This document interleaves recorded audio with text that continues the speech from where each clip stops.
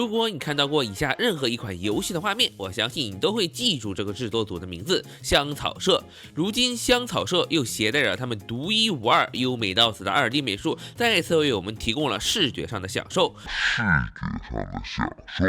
圣兽之王，一款以中世纪风格为主舞台，以排兵布阵、多支队伍互相配合为主要玩法，以经典的王子复国与剧情走向的策略类模拟 RPG 游戏。在游戏里，我们会跟随复国的王子高举着反抗的大旗，然后一同探索大陆上的各个国家。他们不仅风景各异，平原、森林、城镇、雪山，种族也同样丰富，人类、天使、兽人、精灵，这些经典种族都具备了香草社独特的美术描绘，简而言之就是好看。更别提你还能够在游戏里继续看到香草社的招牌内容——香草饭了，一口馋，2口香，3口4口幸福满。我在屏幕外都觉得吃起来的感觉是真好吃呀！你们香草社怎么对描写食物这么执着呢？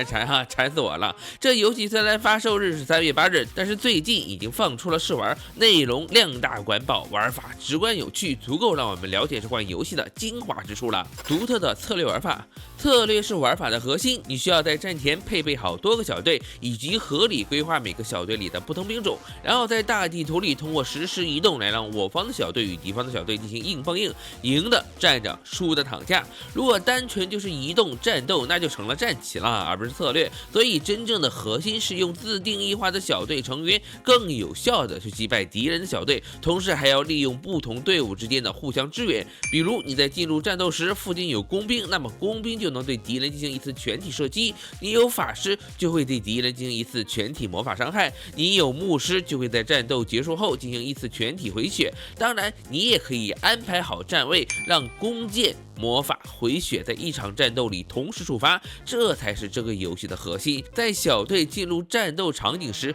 你需要注意兵种的克制，魔法克重甲，骑士克步兵，飞行克骑兵，弓箭克飞行。在战斗场景外，你需要思考如何利用队友的支援来给你的战斗收益最大化。除此之外，每个角色都有自己的战场技能，你需要消耗左上角的勇气值进行技能释放。骑士的狂野冲杀、弓箭的箭雨射击，亦或是法师的火球攻击，都会让敌人在进入战斗前受到大量的伤害。如何合理的利用这些技能，让各个小队之间紧密配合，以达到不战敌人血量过半，才是这个游戏的乐趣。正如同所有的行为都需要资源的消耗一样，技能所消耗的是勇气值，只有在击败敌人、占领城之后才会得到提升。所以策略类特有的精打细算的独特味道就冒了出来了。打死敌人不算本事，如何能够用更少的资源利益最大化的打死敌人才算本事。技能要用在刀刃上，不能随便瞎放。正因为核心是策略而不是战斗，所以游戏里提供了一键扫荡的极简模式，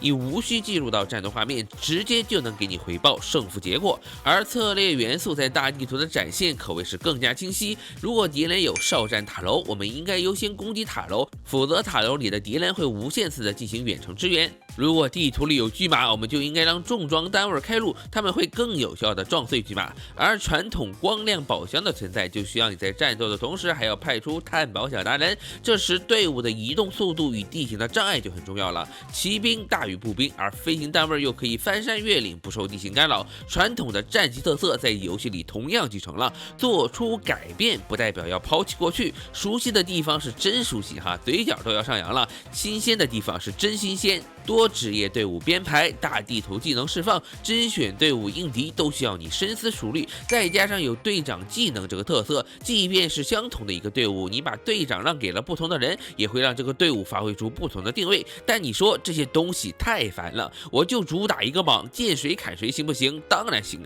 这游戏从来不显示你的玩法，怎么玩你说的算，但是它会在最后对战斗表现进行分数核算，从而把其转化为军费、勋章与声望3个关键资源。军费可以购买装备道具，为你的下一场战斗获得更大的优势；勋章可以招募士兵，增加兵种，为你聚集更多的战斗人才；而声望则可以解锁更多的小队，提高每个小队的生态人数。策略类游戏的特色又再次体现了哈，你只有精打细算，收益最大化，才能让你在后面做大做强。玩法上的花小钱办大事的思想，同样也跟剧情很好的搭配了起来。10几年前，一个风雨交加的夜晚，有坏人侵占了整个大陆，而我们作为灭国之一的王子，成年之后便准备重新复国。于是，在忠心恳恳的老骑士与童年玩伴的帮助下，我们开始高举着义军的大旗，在大陆上打起了游击，积蓄力量，挑战 BOSS。如果说策略体现在战斗上，那么模拟很明显就体现在大地图的冒险上。在反抗的过程里，我们需要拉拢各路人马，不论高尚的骑士、卑微的匪徒、世军的佣兵，亦或是其他势力的天使，都可以成为我们复国的助力。